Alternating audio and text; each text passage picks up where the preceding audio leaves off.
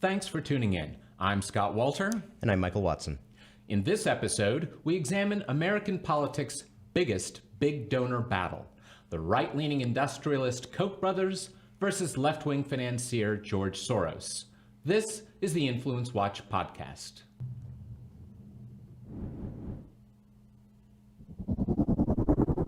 Last week, the Koch Seminar Network, a gathering of center-right donors convened by billionaire industrialists Charles and David Koch, held its annual winter meeting. The network, which is associated with a number of nonprofit organizations like Freedom Partners Chamber of Commerce, Americans for Prosperity, and the Libre Initiative, vowed to spend up to $400 million supporting free market-oriented candidates in November's midterm elections. Opposing the Koch Seminar Network are the Democracy Alliance and its most prominent member, left-wing billionaire George Soros. And while Soros does contribute to liberal super PACs and 501c4 advocacy groups, Soros's most prominent plays are in seeding foundations, which will fund liberal policy research, political organizing, and voter registration for decades to come. Last year, Soros announced that he was transferring a staggering $18 billion of his personal wealth into his principal philanthropic vehicle known as the Open Society Foundations. These differences in strategy lie alongside these two totemic donors' differences in ideology, and they raise a question. Whose strategy will prove more effective, and what effect will that have on the future of politics and American life? Now, Mike, would you start us off with a little background on the two sides of this great battle, the Kochs and Soros? So let's start with Mr. Soros. He's 87. He was born in Hungary in the 1920s. He fled Hungary when it was occupied by Nazi Germany in 1944, fled to the United Kingdom, later immigrated to the United States. Over that time, he developed some theories of the financial markets, and he parlayed them into one of the most successful careers as a hedge fund manager of all time. Now, he's most famous for one particular successful play in finance markets. Tell us about that. So in 1992, Great Britain was part of something called the European Exchange Rate Mechanism, which was a system of fixed exchange rates that preceded the euro, in which all the European countries, including Great Britain, had their exchange rates pegged to the Deutsche Mark the German mark at a fixed rate. Now, one of the issues with the fixed exchange rate is if currency traders test the government's willingness to do what is necessary to maintain that exchange rate peg, if the government cannot maintain the exchange rate peg, it can cause some serious financial disruption. Most in the value of the value of the currency, and also in the broader economy. One of the worst financial crises in the Western Hemisphere in recent years was when Argentina, which had a currency pegged to the U.S. dollar, came under speculative pressure in the late 1990s because it couldn't service its national debt. That started a massive recession. But in Great Britain in 1992, they're trying to maintain this exchange rate peg as part of the exchange rate mechanism. Soros leads a speculative attack on that exchange rate peg, and he ultimately bet right. He bet that the government could not maintain the peg under his speculative moves on what became known as Black Wednesday. The government was not able to maintain the peg, and the government had to withdraw from the exchange rate mechanism. Now, that had a lot of far-reaching consequences, didn't it? It's a classic, the best laid plans of mice and men deal. Soros is, of course, the British pronunciation of George Soros' name is Soros, and I jump between both, so I apologize to our listeners. Soros is well known as a liberal internationalist, somebody who believes in the power of international institutions above national governments to bring peace, bring an open economy, bring open movement of people. So he's a pretty big fan of the European Union. However, his famous trade may have set off in a kind of butterfly effect a series of political decisions that ultimately culminated in Brexit. Forcing Britain out of the European exchange rate mechanism created a situation where Gordon Brown, the Labour Prime Minister under Tony Blair, the Labour Finance Minister, later Prime Minister under Tony Blair, was able to keep Great Britain out of the euro. Britain stayed out of the euro. That drove Britain, which had never been terribly close to the Franco-German axis that really controls the European Union, drove Britain even farther away, even further outside the sort of core of the EU. And then after the disruptions of the migration crisis, after the disruptions of the 2008 financial crisis, Britain was in a position where the former Prime Minister David Cameron could go to the people and say, we should have, even though Cameron didn't support leaving the European Union, he said, I promised you a referendum, I will give it to you. And without the disruption that would have been caused by having to leave the European Union and reissue a new pound, the decision to leave, which since the referendum has been very tricky. The British government and the European Union have not proceeded as far as certainly the Brexiteers would like in the act of actually exiting the European Union. But the fact that they didn't have to reissue a pound, the fact that they didn't have to redenominate all financial transactions, and the fact that Britain always had its monetary sovereignty made the rupture of Brexit less severe.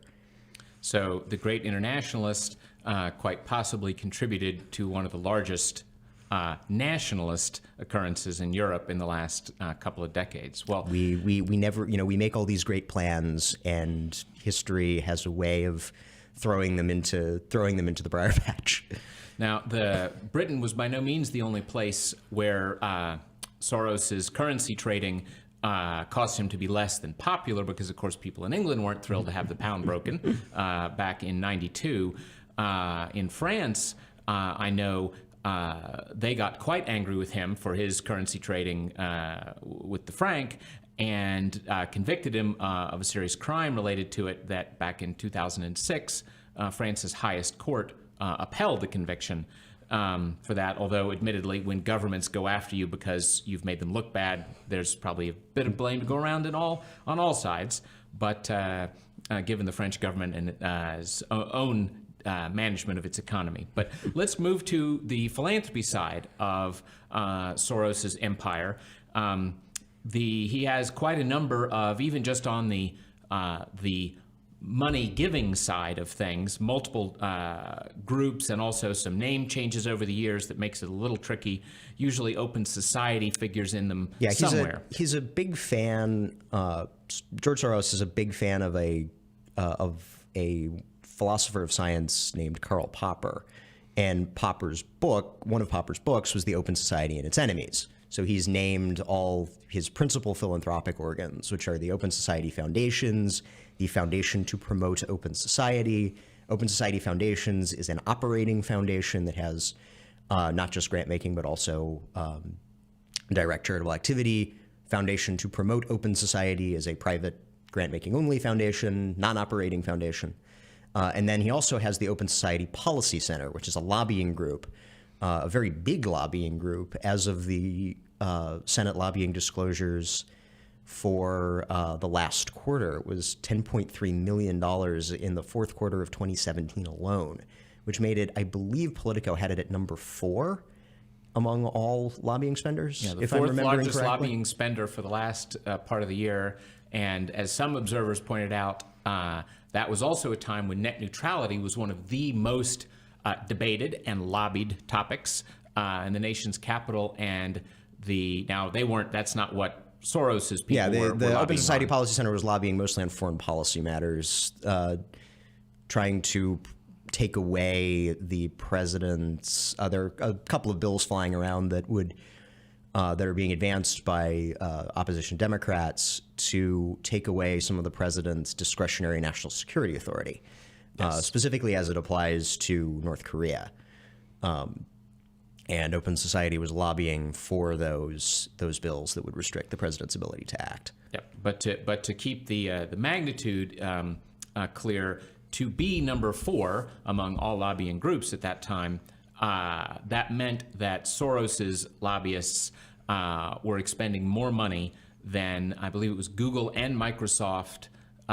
Google and. Do you remember? I don't know. All the top corporate lobbyists playing on net neutrality at the same time spent less money on net neutrality than Soros's people spent on his foreign policy. What struck me is that Open Society Policy Center spent more money than pharma, the pharmaceutical manufacturers lobby, and we discussed last week on with our discussion of the opioid crisis. Open Society Policy Center spent more money than pharma in the fourth quarter of 2017, and pharma is historically one of the largest lobbying groups of all time. Yes, exactly. So we're now just a few months ago, Soros handed over, possibly because he's 87, handed over $18 billion additional dollars to his grant-making institutions. Prior to that, he had contributed on the order of $12 billion, I believe it is, to those philanthropies. He's now left with a mere $8 billion for his personal estate. A mere $8 billion, darn. Well, let's switch over to the brothers, who are the most famous money men on the other side of these great political battles. That would be Charles and David Koch. What can you tell us about them? So the Koch family, both Charles and David made their money the old-fashioned way, or at least made some of their money the old-fashioned way. Their father, Fred, who was also a right-wing activist, formed a chemical manufacturing company, Koch Industries. When he died, he passed it on to his sons, of whom Charles and David are the most prominent and who control the company. Charles is 82. David is 77, so they're a little bit younger than Soros, but they're both also pretty old. Together, they have established a number of center-right think tanks and policy research organizations. It's important to place the Charles and David Koch ideologically precisely. There is a tendency, especially among the left, to say that they're just the crazy right-wingers and whatever the Republican Party does is because Charles and David Koch told them to. As a libertarian, if that were true, I would be a lot happier with the state of American politics, because Charles and David Koch are more to the libertarian side, more to the classically liberal free market side than the national conservative thrown an altar side of the kind of broader center right. In fact, and that's precisely why in the last electoral cycle they ramped down all of this political spending and the rest, because they were not happy with the choice of Donald Trump as the Republican nominee for president, because he was insufficiently libertarian for their tastes. And so they did not really play a big role in the presidential race last time at all. They officially stood down from the presidential race. They supported more free market Republicans who were running in state and local races. I want to say they supported Pat Toomey's reelection for U.S. Senate in Pennsylvania. Also Ron Johnson's reelection for U.S. Senate in Wisconsin. But no, they did not provide the sort of scale of support for President Trump, who is kind of all the way over on the national conservative side of the right spectrum. And one thing worth noting on this score is that the depth of their devotion to libertarian causes is sufficiently great that David Koch in 1970 actually ran 1980 ran on the Libertarian Party ticket as the vice presidential candidate. Yeah, he was the running mate for I think it was Ed Clark, another longtime libertarian activist, in 1980, and actually until this last election, when a lot of people who more sympathized maybe with the libertarian side of the right, defected from the Republicans, and supported former New Mexico Governor Gary Johnson and former Massachusetts Governor Bill Weld's campaign for president. They actually had the highest percentage. Clark and Koch had the highest percentage for libertarian in the history of the Libertarian Party until 2016, with about 1%. Yep. Which was not enough to stop the election of Ronald Reagan. So Yes. just as Gary Johnson's 3 1/4 was not enough to stop the election of Donald Trump. Yes, third parties cannot always bump out their intended targets.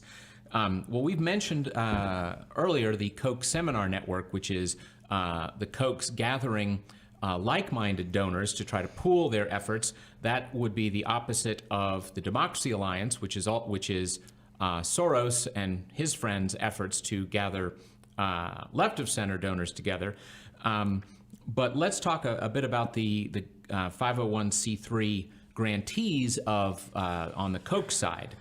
Some of the names that would be familiar, some of the influencers that would be familiar to our listeners and can be looked up on InfluenceWatch.org. Our website would be... So the Kochs actually sat on the board of the Cato Institute for a very long time. leading libertarian think tank. The principal libertarian, capital L libertarian think tank, and also have served on the boards and contributed a lot of money to the Mercatus Center, which is a economic and policy research organization associated with George Mason University, which is the sort of home for a lot of libertarian economists. Brian Kaplan, I remember, who we mentioned in our podcast a couple weeks ago on immigration. That's where he resides. And then also the Reason Foundation, which publishes Reason Magazine, which is one of the leading sort of journals of libertarian thought and libertarian news, in addition to conducting policy research. Exactly. Well, let's switch over now to the primary philanthropic vehicles that George Soros has used. We mentioned that the Open Society Foundations is the current name of the leading vehicle that he has. That was formerly called the Open Society Institute. Tell us a bit more about that.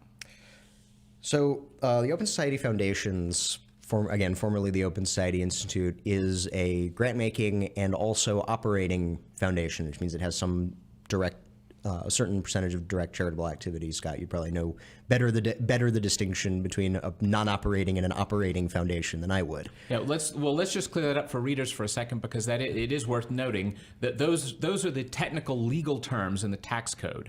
An operating foundation actually operates stuff. The easiest way to think of this is it's not unusual for something like a zoo or a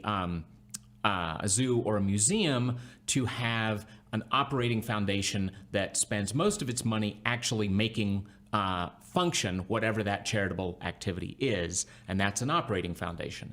Then a non-operating foundation basically just gives its money away to groups that it's not very much in control of or intimately running day to day, and that's what most people think of, a private non-operating foundation. That's what people think of when they hear foundation, when they're thinking of the Ford Foundation or the MacArthur Foundation, the Hewlett Foundation. Those are all private non-operating foundations that basically sit and write checks. So the Open Society Foundations, the operating foundation, they plan to make $100 million of grants and also direct charitable activities in the United States in 2017, according to their budgetary documents. The OSF, the Open Society Foundations, is going to be the recipient of that $18 billion in additional contributions that George Soros announced late last year from his personal wealth. Yes, and then there's the Foundation to Promote Open Society, which is another Soros vehicle.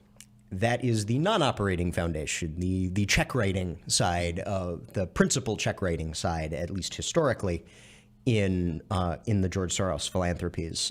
In 2015, the latest year for which I could find a tax return, they paid $485 million in grants to various liberal organizations, universities, some charitable causes.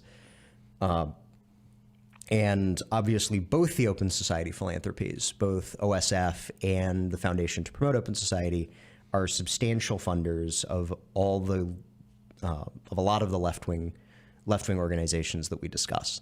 Yep. I have to say, in a couple of decades of studying all this, I don't believe I have ever found a left-wing activist group of any significance that did not receive money, both from one of the Open Society philanthropies and the Ford Foundation. Those two are the leading left-wing donors. That's true. I can think of one issue area exception. What's that? George Soros does not support boycott and divestment and sanctions against Israel, even though he doesn't like the Israeli government. In fact, hilariously, boycott, divestment, and sanctions. A couple years ago, he invested money in He invested through his for-profit personal money-making enterprises in SodaStream, which is an Israeli company. So boycott, divestment, and sanctions actually tried to boycott, divest, and sanction him. Well, that's what he gets for not giving them money. Now, there's one or two more important Soros vehicles we should deal with. One is that 501c4 you mentioned, that the Open Society Policy Center. Right. That is the lobbying arm of the Open Society philanthropies. And as we discussed, they spent a staggering amount of money in the last quarter lobbying on these foreign policy bills. Again, they were bigger than pharma. They were bigger than a lot of the corporations that were involved in a lot of the issues that we've been discussing in some of our back episodes, net neutrality, to the point that, again, they were the only ones that were bigger were like the Chamber of Commerce, and that was the only one I remember. Like They were bigger than pharma, which. Yep. And then there's one more Soros vehicle that I think is worth a brief mention, because I think of it as kind of a Don Quixote-like effort, but the Institute for New Economic Thinking. Tell us about that. Soros has never liked the sort of quote-unquote orthodox way of doing and teaching economics because it presupposes human rationality. He has this theory of reflexivity, which I'm not competent to describe. So he has created this Institute for New Economic Thinking to promote his left-wing anti-rationalism. Anti-rationalism is probably not a fair way to describe it, but economic thought that does not rely on the assumption of a rational actor. He's got, I think Joseph Stiglitz is one of the most prominent left-wing economists, I believe, is associated with it, but don't quote me on that. And he founded it after the 2008 financial crisis, and they hold conferences. They're trying to get new economics curricula that kind of reject the sort of Milton Friedman Chicago school traditional, more right of center way of thinking and approaching economics as a discipline. Yep. So another way to put that, I guess, would be that the standard idea of most economists is that human beings will be, most of the time, reasonably rational about rational and reasonably self-interested. Yeah, and exactly that the ordinary person is smart enough, rational enough to be able to make fairly good choices about his economic life. And it's an intriguing thing in a way. To me, it's a little scary personally. If you think that most people out there who are not billionaire financiers can't really be trusted to make economic decisions in their own best interest, and that they move, and I believe, if I'm remembering a few things I've watched in my life correctly, that it's based on herd mentality. His theories are based on herd mentality. They're based on kind of theories of panic. It's hard to know. I mean, if you asked a conventional economist, if you asked, we can't ask Milton Friedman because he died in 2003. If you asked the chairman of President Trump's Council on Economic Advisors, I think it's Kevin Hassett. I think he got confirmed. Formerly at AEI.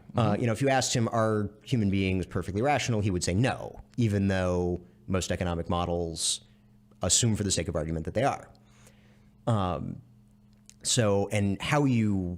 One of the great questions in economics as a discipline, and that also leaks into economic policymaking, is to what extent does the fact that we know that that assumption doesn't necessarily hold in reality, how does that affect the policies and the and then there's the philosophical question of even if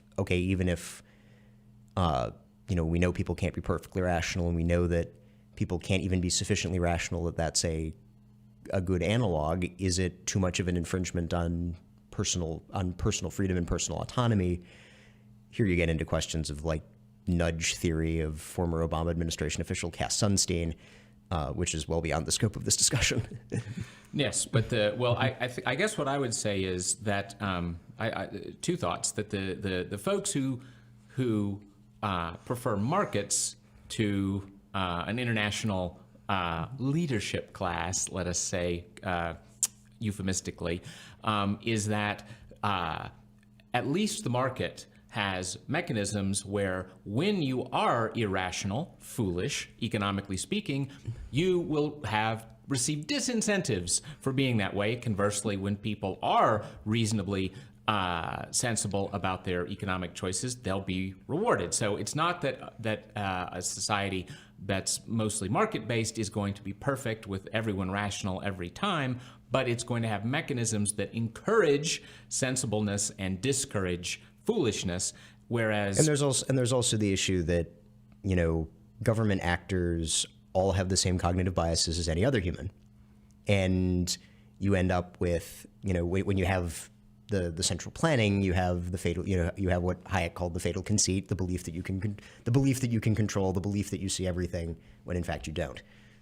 Yes. So of the two, I think I'd rather trust most people most of the time than a very tiny elite all of the time. I think the relative success of the Western world, whether it's more social democratic or more open market, versus the command economies of the Soviet Union, which no longer exists, and Eastern Europe, and the German. I mean, look at a real world example in a strong industrialized nation in Germany. You had the more market oriented West Germany and the state controlled, state planned East Germany. Even today, you can see the difference between the damage that was done by the communist East Germans versus the prosperity that was brought by the market-oriented West Germans. Yes, and of course, in the old, as they say, voting with your feet issue, those ordinary people who were not trusted by Mr. Soros voted with their feet by desperately trying, sometimes being shot for the effort, to get out of the socialist side and into the market side, just like today we see in North and South Korea. They have, just like Germany, the same ethnic group, the same culture traditionally, but one has markets and one has dear leader. But let's switch over now to the Kochs and some of their primary vehicles. First, there's the Freedom Partners Chamber of Commerce, which is a 501c6, also in the tax-exempt world. It's a business. It's a business league, an association of corporations and businessmen, and unlike again, the most famous 501c6, the most notable is the United States Chamber of Commerce, which ostensibly represents sort of all of the business community.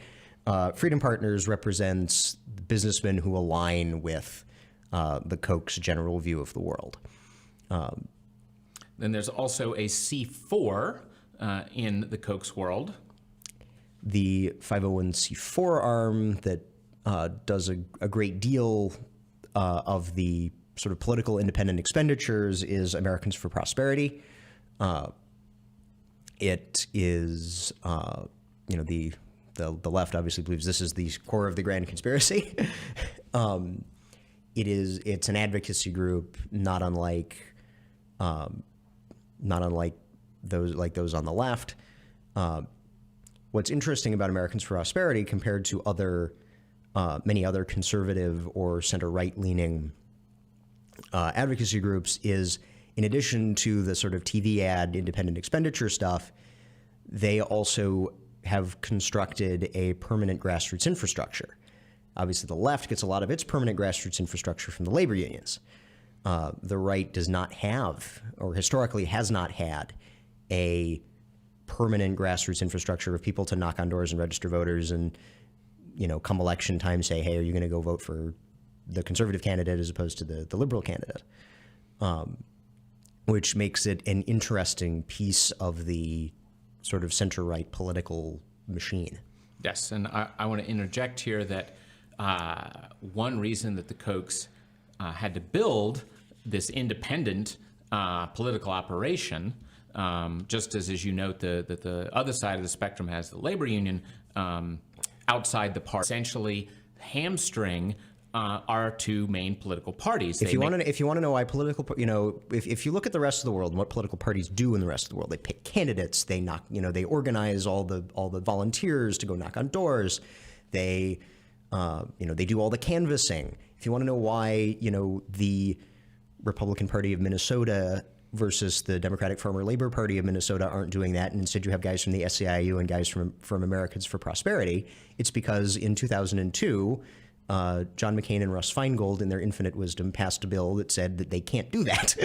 Yes, so the left screamed, the Americans for Prosperity, as we said, is the C4, and C4s are the main kind of exempt group, independent group, that the left screams about as being evil dark money groups, although the left has just as many C4s as the right. But anyway, the so-called dark money groups are prominent precisely because the money has to go there rather than the political parties, because of all the ways that political parties can't coordinate with their own candidates, can't have unrestricted donations, et cetera, et cetera. So, and I'll make a mention here that kind of really took off after the 2010 Citizens United decision, which threw out parts of that campaign finance reform law and basically said that as long as you're not coordinating with the candidate, as long as I don't pick up the phone and call, Josh Hawley's campaign manager and say, hey, what's our message this week?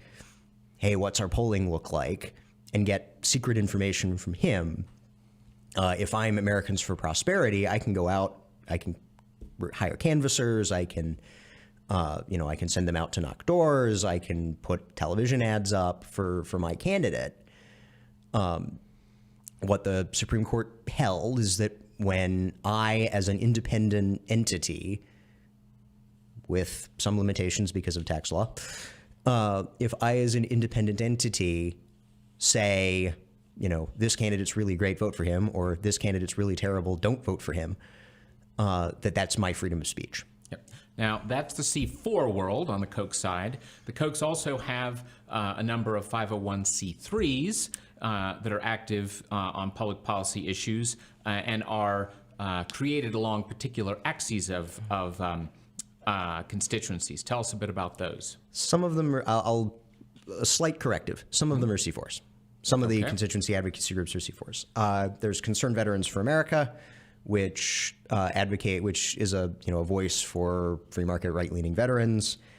Generation Opportunity, which has tried to spread free market ideas to younger Americans, and then the Libre Initiative, which is a kind of a two-pronged approach.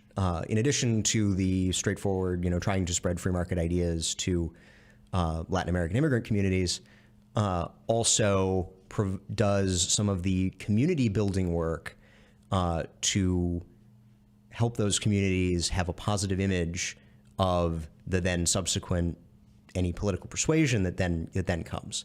The labor unions are very, very good at this. So the idea that a political organization or a politically motivated organization would engage in community building as preparation for later political persuasion is not a new thing. And when the left comes out and is, obviously horrified by it, they're horrified because they know it works.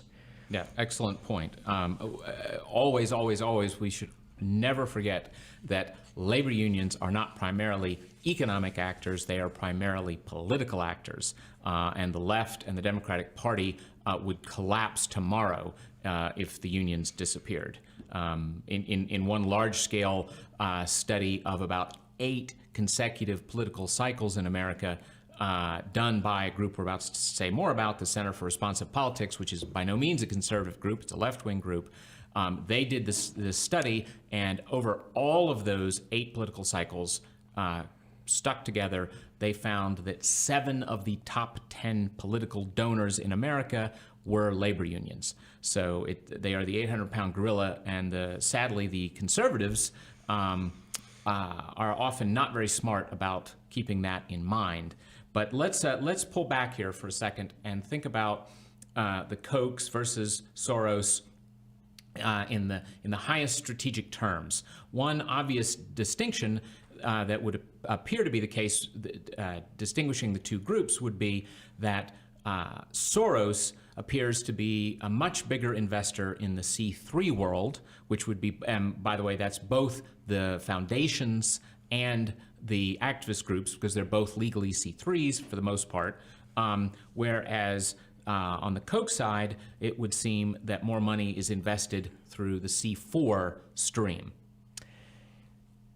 Now, a slight clarification. The Kochs together probably, all told, contribute more dollars to C3's. Certainly, if you include any of their charitable giving, they absolutely do. You mean purely charitable as opposed to public policy? One of my favorite things in Washington is the David H. Koch Hall of Human Origins at the Smithsonian Museum of Natural History, which must give left-wingers who are very pro-science and very, yes, we believe in scientific surveys of the origins of man. And they're being presented to us by the horrible, evil, David Koch. This doesn't make any sense. Yes, David Koch's also a very large supporter of the New York Ballet and the public broadcasting system. Also, the hospitals in New York, which got the hospital protested by, I want to say it was 1199 SEIU, either them or the National Nurses United, when he gave one of the hospitals in New York like $10 million. And they wanted the unions wanted the hospital to refuse it. Yes, the hospital declined, oddly enough. But laying that aside, it's probable that they give and have given more to C3s than C4s. What is different is that the C4's proportion is higher. And what's interesting is that we've done a bit of research that'll be forthcoming in the next couple of months, if I may tease it. You certainly may. And what we found was that the C3 advocacy group, which includes your environmentalist groups, your conservative think tanks, your left-wing think tanks, your voter registration and civil rights groups, your all those public policy interested 501c3s, public policy interested charities, that the liberal, center-left, left-wing universe of 501c3s is substantially larger than the center-right universe of 501c3s. And that pertains regardless of the size of the 501c4 social welfare advocacy independent expenditure groups, which are a little bit bigger on the right. Yes.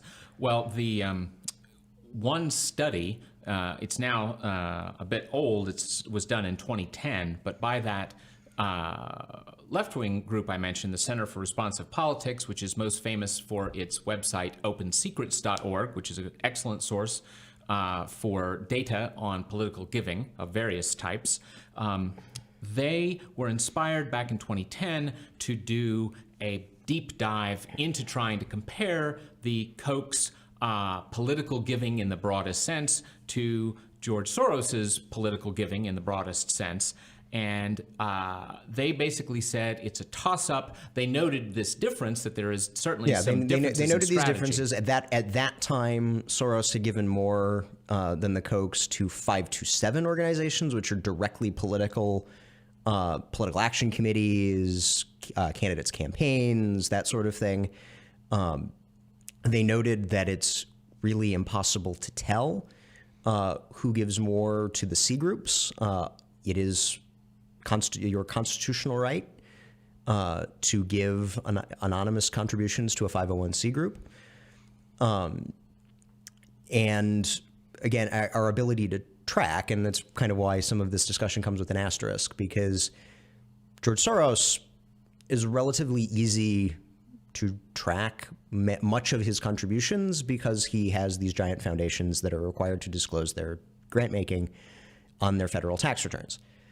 The Kochs, for the understandable reason that they don't want, all the liberal, left-wing, crazy nutcase guys who protest your house and your friend and the hospital that you gave money to, have a tendency to operate more privately without the intermediary of a foundation, although they have foundations. Yes.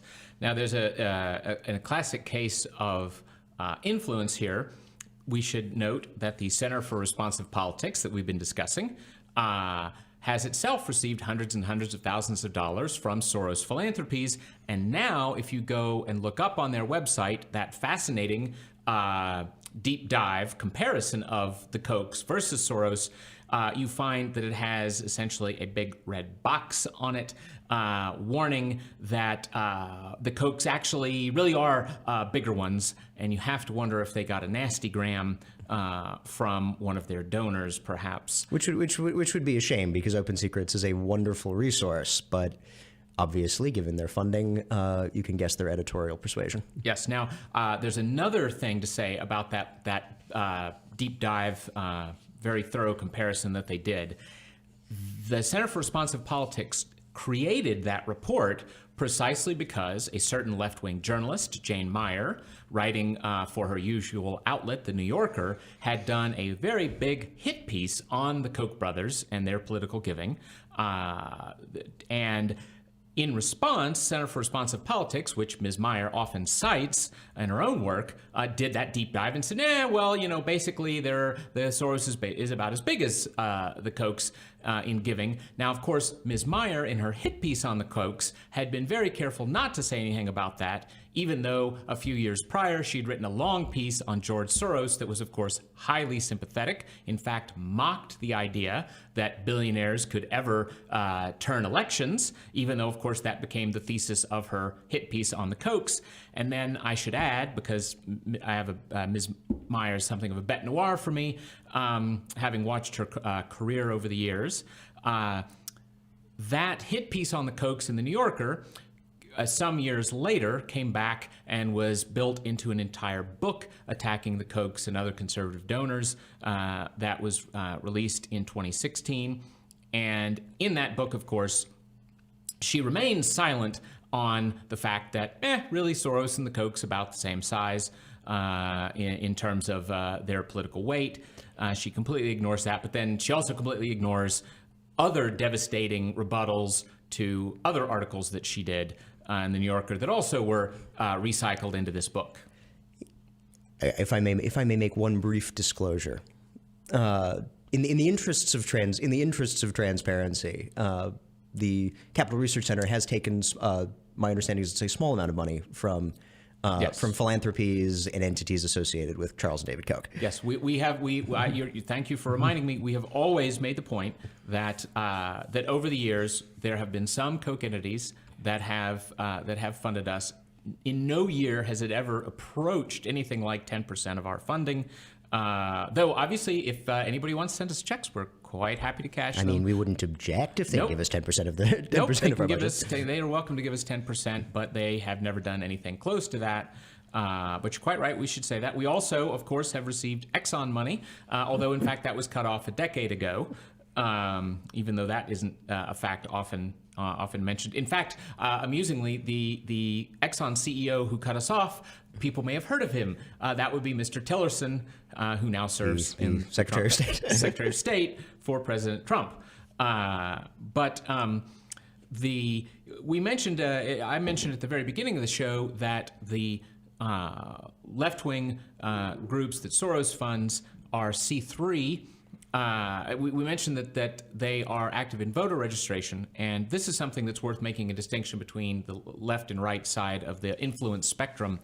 On the right-hand side, it is incredibly rare. In fact, I have never even been able to find an instance where one of the major donors, at least institutional donors like the Bradley Foundation, the Scaife Foundation, and whatnot, where any of those have given monies to 501c3 activist groups to register voters, much less to do get out the vote. Now, in current law, it is possible for such C3s to do voter registration and to even to bus people to the polls, provided it is nonpartisan. The air quotes are the operative. You may ostensibly register voters using a 501c3 in a nonpartisan manner.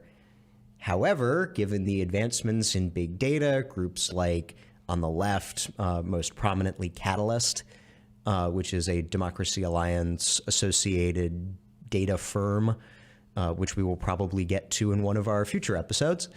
Given the kind of granularity of data, the reasonability with which you can predict that any given voter that you register or any region that you're going to register voters in is going to lean one way or the other, nonpartisan voter registration, I'm sorry, is a legal fiction. Yes, personally, I wouldn't mind if Congress simply changed the law and said no C3 registration or get out the vote. But I want to add that speaking of CRC's own connection to these things, we show up in a WikiLeaks memo that appeared when the Podesta and Soros emails came out. And that was a memo in the lead up to the 2016 election. The memo was to George Soros himself and also to the board of his largest foundation. The memo was authored by Deepak Bhargava, one of the most prominent community organizers, quote unquote, in America, and also Andy Stern, who then was the leader of the SEIU union and also at that time the most frequent visitor. So this is the lead up to 2012. Sorry, to 2012. I misspoke. 2012. Sorry. It's the re-election of Obama. Yes. Sorry. And the memo by the community organizer and the union leader and most frequent visitor to the Obama White House in his first term when this all was happening. The memo to the board and Soros was very simple. It had 3 points. The first point was we must win the 2012 elections no matter what. Now that's interesting given that foundation boards are theoretically not really supposed to be trying to decide who's going to win the next presidential election, but there you are. That was the first thing. We must win the election or everything is lost. All of our money giving to everybody is meaningless. So the second point was the only way to achieve point one, the only way to win this 2012 election is to have millions and millions of dollars given to our 501c3 activist groups to register voters and do get out the vote. And it made the point that the Ford Foundation, as I said, Ford and Soros philanthropies work pretty much hand in hand. They had already committed 8 figures in grants for that cycle to do registration and get out the vote, and we must repeat our similar many millions of dollars into our network or all is lost. And the third point, a final point of the memo was they admitted, we do this every cycle, we do this over and over, and we know you get really tired of pouring millions upon millions of dollars into voter registration and get out the vote. So our long-term strategy for obviating the need for these millions into voter registration and GOTV is quote-unquote electoral reform, by which they meant things like having the Brennan Center do its best and similar legal groups on the left do their best to destroy all voter ID laws and anything else that in any way encouraged what their opponents would call voter integrity or anti-vote fraud efforts. Also, universal registration of all persons, so you'd have to opt out of being registered to vote, and also quote-unquote reforms like expanding early voting considerably, expanding same-day registration, et cetera, et cetera. As I said, their opponents would, I believe, characterize this as making it easier to defraud elections. But anyway, that was a fascinating thing. We are quoted at the beginning of the memo because one of our researchers, Matthew Vadum, had once suggested that it was perhaps not a wonderful thing to have voter registration done at the same time as the handing out of welfare checks. Well, I want to get to, speaking of the Democracy Alliance, as we had earlier, we should mention that Soros is by no means the only donor here. He was one of the original founders, but there are lots of other donors active. Many. Stephen M. Silberstein, David Desjardins. The Bronfman family, Canadian tycoons.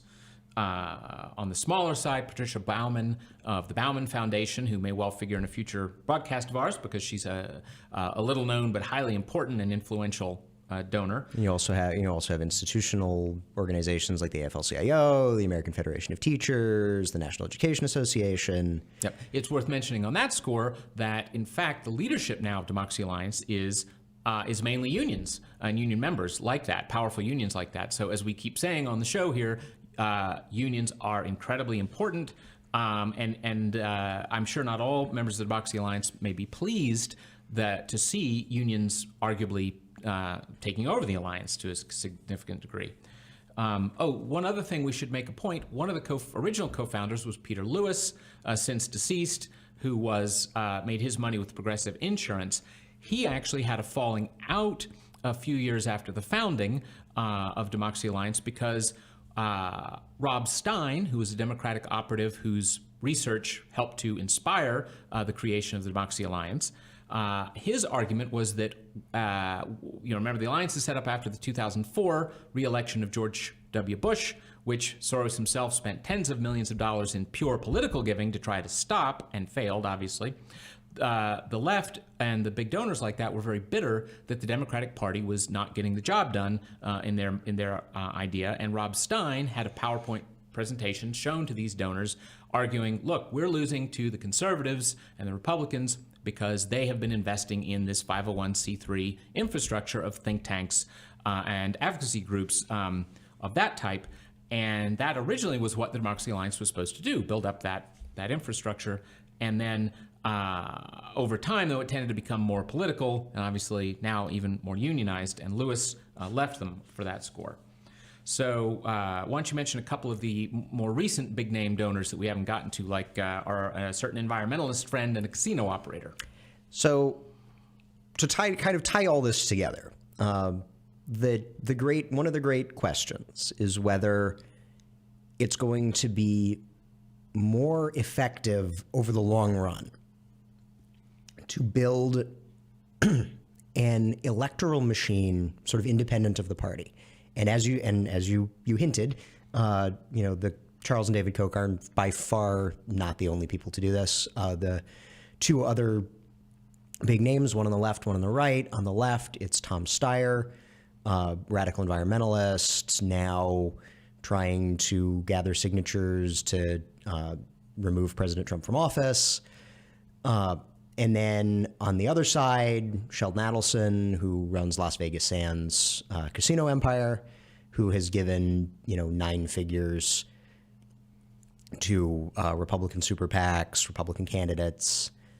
Steyer, the liberal, was the largest giver to, according to Open Secrets, was the largest giver to political committees in 2016, and he lost.